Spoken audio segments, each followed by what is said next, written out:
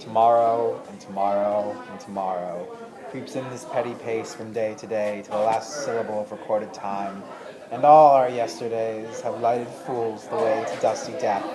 Out, out, brief candle. Life's but a walking shadow, a poor player that struts and frets his hour upon the stage and is heard no more. It is a tale told by an idiot, full of sound and fury, signifying nothing.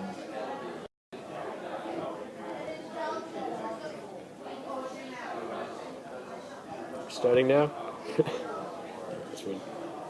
Appy, that's recording. That heard you. No, it's not recording. I don't know. Yes, it is recording. No, it's not. We're not starting it. You hit the recording We're button. not starting it. Wait, we're starting. Hold on. Starting now. Hey guys, today we're here to talk to you about Quentin from William Faulkner's The Sound and the Fury. Quentin is an interesting character. Faulkner uses him to personify four main themes in which his message says about the deteriorating South. Through his characterization of being intelligent yet also chaotic. Faulkner uses Quentin to give a reader a glimpse into the chaotic vortex that has become the South after new and old ideals clash during the Reconstruction era. And this is the fish. This will come later. But first, let's talk about Quentin's obsession with time. Quentin's narrative begins with him recalling the time his father gave him his grandfather's watch. However, Quentin's father also gives Quentin a warning. He calls the watch the mausoleum of all hope and desire. By this, he implies that time will only destroy the things that Quentin holds dear, and his hopes and dreams will not stand up to the test of time. He also warns Quentin that he gives him the watch that not that you may remember time, but that you may forget it, now and then for a moment, and not spend all your breath trying to conquer it. However, Quentin also goes against his father's teachings by becoming obsessed with time. This is indicated in the line, "I don't suppose anyone ever deliberately listens to your watch or a clock," implying that he does. This shows that Quentin is very observant and he understands the time period in which he's in. However, he feels out of place in this time period and he rejects it. This is indicated when he constantly says the shadow in two parts of the sash, as well as he has to turn his back. By Quentin turning his back, he shows to the readers that he is deliberately ignoring the time period changes. Quentin, as his intellect has grown, has come to know that his old traditional values are morally wrong. However, he must reject time as he is still bound to his gentlemanly Southern values. Also throughout this section, Quentin alludes to our next subject, which is his sister, by mentioning that he has no sister.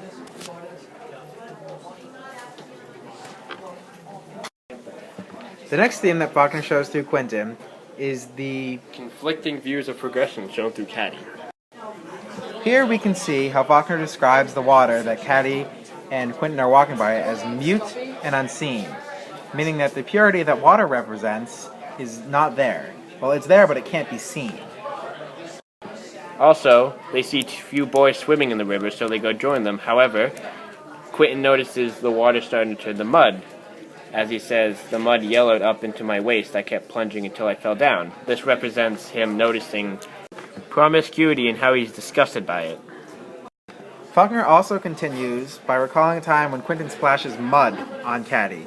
This shows how Quentin wanted to take responsibility for Caddy's promiscuity and how he cannot accept the changes that she's going through.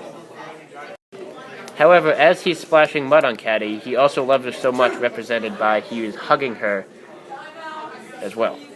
But Towards the end of the section, we see the boys that were swimming with them start to yell at them. They say things like, "Take that girl away, what did you want to bring me here for?"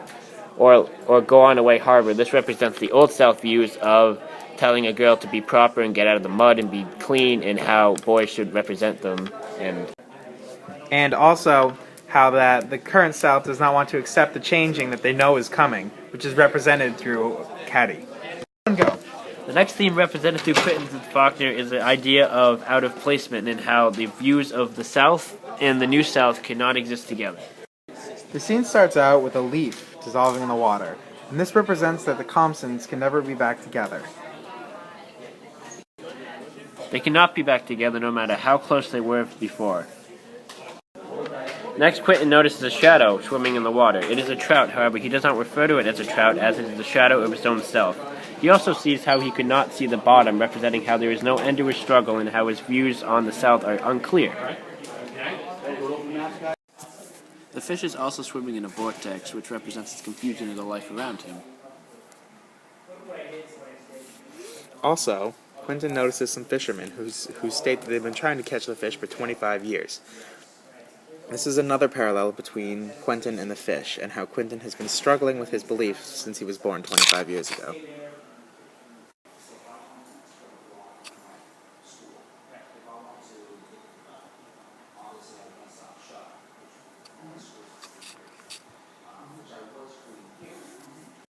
On the following set of pages, the fisherman also mentioned that the fish is the only one in the pool, and that he has run all the others out.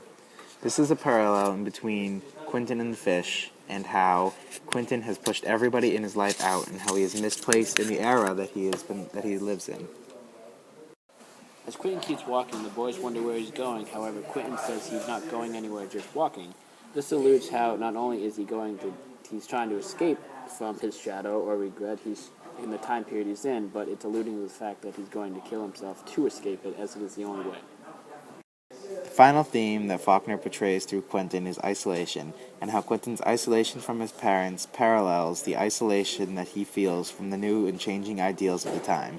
The scene starts out with Quentin wiping a bloodstain off his shirt, in which he got from the fight with Gerald.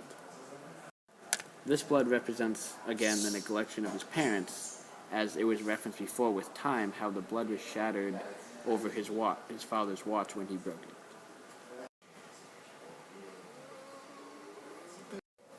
To wipe off the stain, Quentin is using gasoline, which in the next line, it references Jason getting sick when he said the smell of it.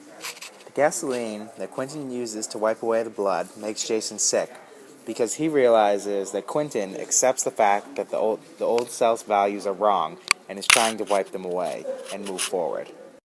Next, Quentin says that I just had a mother, if I could say mother, mother. This is saying that he never really felt that he had the mother because his parents' values were so much different than his, and he resented them in every way, in trying to get away from them and realizing that they were wrong. While his mother represented the selflessness and empowerment of the self, when it says she lay back in her chair, and also she was never a queen or a fairy, she was always a king or a giant or a general. And much like Jason, his father was drunk all the time. He was more of an anti-feminist when it says he still sat beside her holding her hand and bellowing and hammering away like. Quentin then mentions the self-values as sad generations seeking water. Therefore, he's saying that they're trying to reach clarity, yet they won't accept that they're wrong, and they're trying to reach this pure image of water. But Quentin's the only one that realizes it. The fact that Quentin is running away from these values is also mentioned when he says, even without a ray of light, then the honeysuckle got into it. As soon as I turned off the light and tried to go to sleep, it would begin to come in the room in waves, and then he says later, I would have to get up and feel my way like I was a little boy. This shows him trying to escape it. Every time he remembers these southern values, he tries to escape, and he doesn't like it. So, throughout the book, Quentin was basically stuck in his own innocence. Death was the only way to rewind the time in which he was trying to escape, and to go back to the way things once were, or the youthful innocence of the past. All the things that he's tried to get happiness out of, for example, Caddy, time, and being in places all failed him. Caddy failed him, and he drowns in the water, when he dies. In a sense, by dying, however, this is why it is called a beautiful death rather than a tragedy. He conquers the struggles he had in life by dying, his parents' neglection, father's view of feminism, Caddy's promiscuity, and the passing of time. It was the only thing that he could control, and the only moral and honest thing he succeeded in, being inevitable. And his almost desire for death outlines the corruption of the conscience. And that is a drawing of Quentin.